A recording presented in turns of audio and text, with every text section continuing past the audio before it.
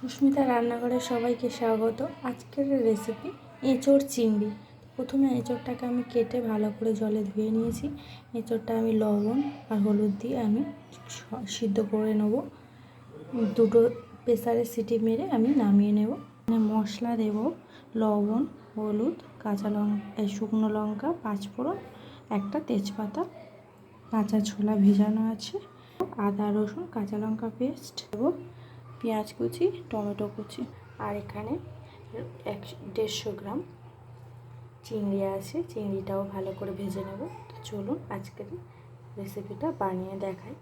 আর দেবো সানরাইজ শাহি গরম মশলা, আর দেবো একটু ঘি ও একটু স্বাদ মতো মিষ্টি। এঁচোড়টা আমি সিদ্ধ করতে বসিয়ে দিলাম প্রেসারে। একটা গরম কড়াইতে তেল গরম করতে দিলাম। এর মধ্যে এবার চিংড়ি মাছটা লবণ হলুদ দিয়ে ভেজে নেব। চিংড়ি মাছটা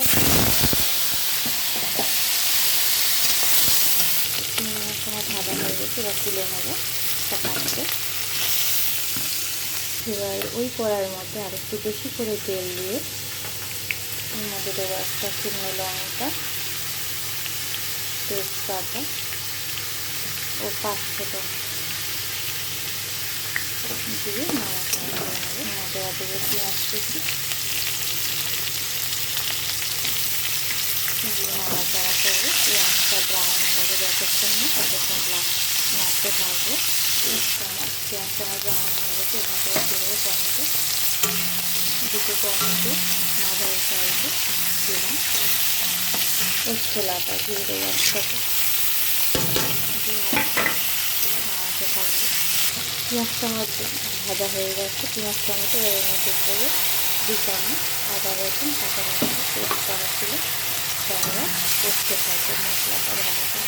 মশলাটা আমার কষানো হয়ে গেছে। এর মধ্যে 1 চামচ লবণ, 1/2 চামচ লঙ্কা গুঁড়ো, হলুদ গুঁড়ো 1/2 চামচ একসঙ্গে দিয়ে কষাতে থাকবো। লঙ্কা হলুদ লবণ দিয়ে আবার ভালো করে আমি মশলাটা কষাতে থাকবো। অল্প একটু জল দেবো যাতে না তলায় লেগে যায় মশলাটা। মশলা কষানো হয়ে গেছে। এবার এর মধ্যে আমি সিদ্ধ করে রাখা এঁচোড়টা দিয়ে দেবো। এখানে আমার 1 কেজি এঁচোড় আছে। আবারও ভালো করে কষাতে থাকবো। মশলা দিয়ে আমার সব কিছু দিয়ে কষানো হয়ে গেছে। অল্প একটু জল দেবো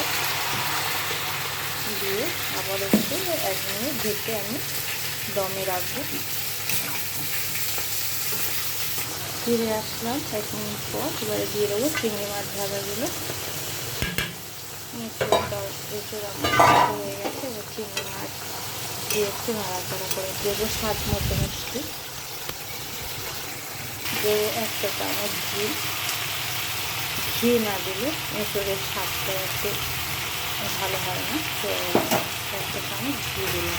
এর মধ্যে দেবো সানরাইজের শাহি গরম মশলা দিয়ে আমি নেড়ে চেড়ে মশলা দিয়ে নেড়ে চেড়ে নিলেই আমার রেডি এঁচোড় চিংড়ি। তো রেসিপিটা ভালো লাগলে লাইক করবেন, শেয়ার করবেন। Thank you.